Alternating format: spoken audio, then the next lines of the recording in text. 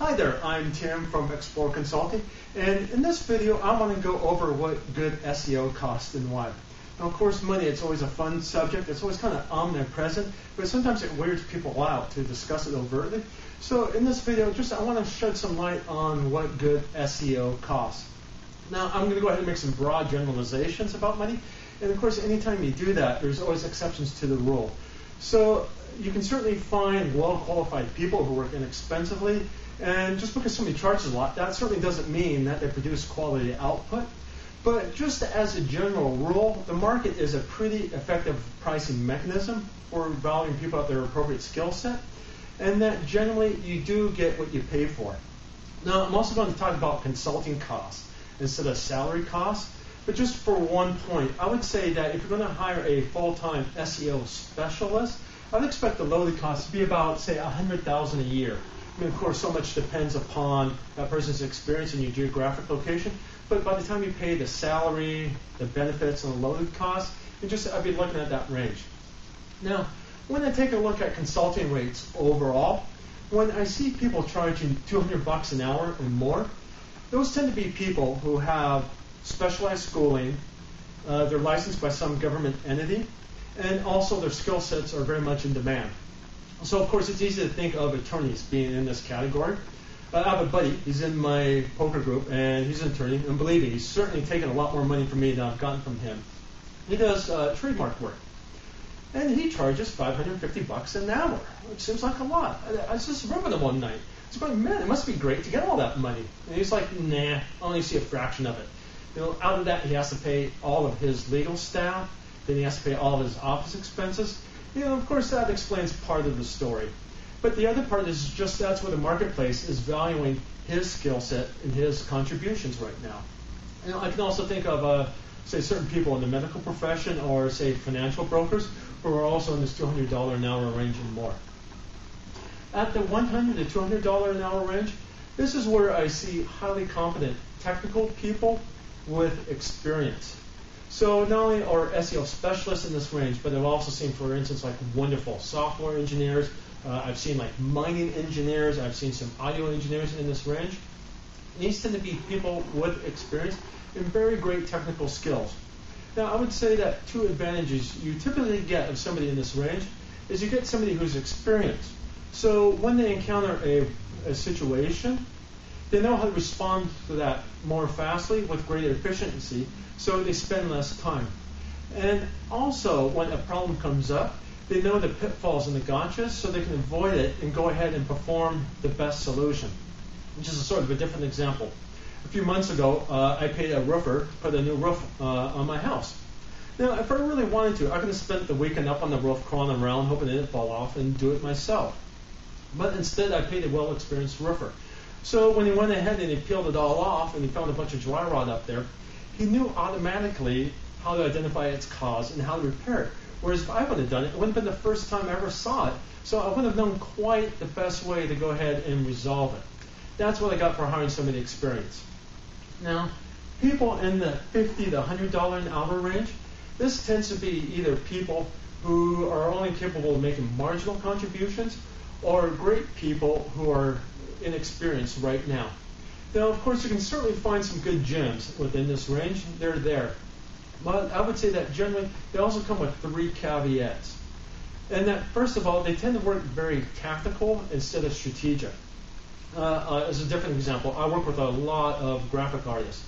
And the people at the lower end, they're more capable of, say, if I give them a full set of instructions, like I say, put this together, I want this sort of background, I want this element over there, and I give them the full cookbook, then they can go ahead and do it. When I work with graphic artists at a higher range, then they're more capable of doing more complex instructions. So if I say like, well, I want a graphic that conveys this sort of image or this sort of emotional appeal, then they can kind of take my vague directions and execute a great graphic for me that expresses that. Just as another example, I was working with a client, and this client, one of his competitors, started running all these ads on the radio and billboards on a pain relief product. He's using this particular type phrase on it.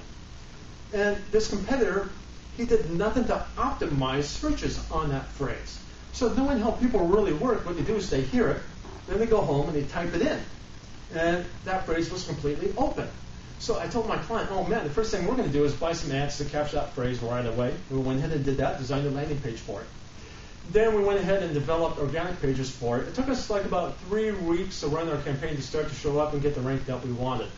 And him and I, man, we were just giggling the whole time. We thought it was hilarious that this competitor was driving all this wonderful traffic to his website. And we were able to do that because since I was close to him and was able to take his business objectives, which was ultimately drive more traffic to his website and get sales, into a specific plan of action. And sometimes people within this range are more tactically oriented. I'll say that number 2, that since they're more tactically oriented, they take more time of oversight. So typically when I'm working with people in this range, it seems like for every hour worth of output they produce, it takes me like about 15 to 20 minutes worth of my time to provide the necessary management and directions and oversight to them. So even though they work for less, I pay for it in terms of my own time to do the management. And I'd say kind of the last caution I have is that it can be harder to technically qualify their proposed solutions. So I had this one customer, what he did was he went ahead and hired an SEO specialist on the cheap. And this SEO specialist, apparently his great mechanism was to go ahead and spin a bunch of articles on anchor-rich key terms. And of course, this worked fantastic for a while. I mean, my client thought it was the best thing. But then Google Penguin came up, and man, it just smacked his website down hard. I mean, he couldn't even show up in the rank for the first 10 pages. It flattened him out. He actually had to lay people off. So he went ahead and he hired me to go ahead and clean it up, restore his rank. So not only did he end up paying my extra cost, but he ended up paying in terms of his lost sales. And that's what he got because he hired somebody who was more cheap, less experienced, and gave him a solution that really wasn't best fit for the long run. Now, at the range of $50 an hour and below, this is where I see the province of overseas outsourcing, and that becomes its own story in itself. Now, when they ask me, how much does it cost to run an effective SEO campaign? Really, the costs start about $1,000 a month. And I see this across other consulting industries as well. For instance, there's a gal who's right here in my town, and she does PR for high-end restaurants. And she told me it takes her $2,000 a month. That's her minimum fee of what it costs to run an effective PR campaign for her clients.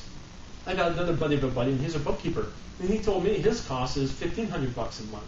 That's what it cost him to make it worth his time and effort to take on a new client to do their books. So with SEO, you're starting to take a look at $1,000 a month, or probably more, to start to get an effective campaign going to get the results that you want. So when I talk with other businesses, specifically small ones, they're asking me, geez, why does this cost so much? I mean, specifically, when you pay for somebody within this range, they're going, wow, this costs a lot. I mean, that's more than money than I make. I certainly sympathize with them. I mean, they're right. This is a good amount of money. And there are several answers to this question, but I'm just going to go ahead and give you one of them. Now, on a classic Google search result, you get 10 listings in the front page. Now, right now, there's over 100 billion searches a month, and it's pretty difficult to imagine any consumer business who's thinking about a buy where doing the search isn't part of their decision-making process.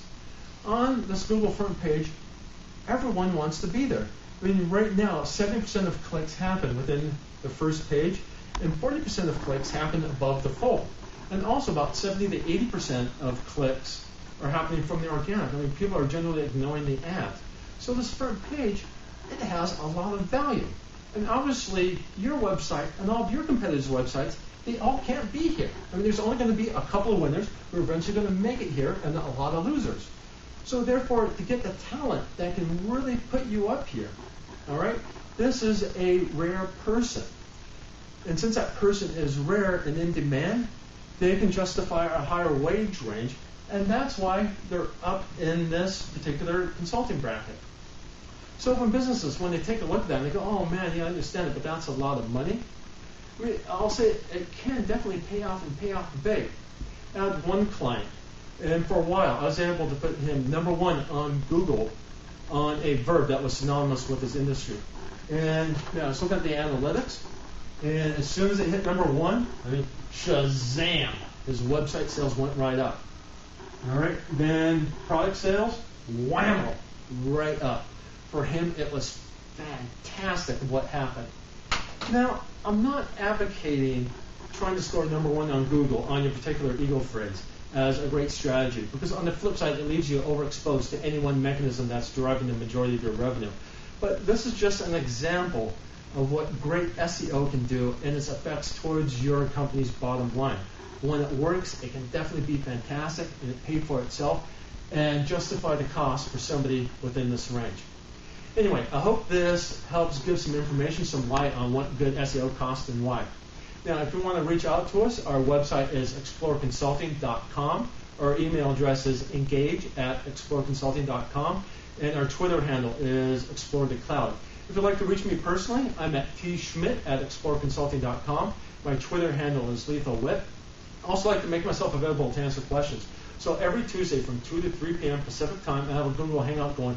Look for the same tag, Lethal Wit. I like to invite as many people in, and I like to answer as many questions as I get. Anyway, hope to see you there. Cheers.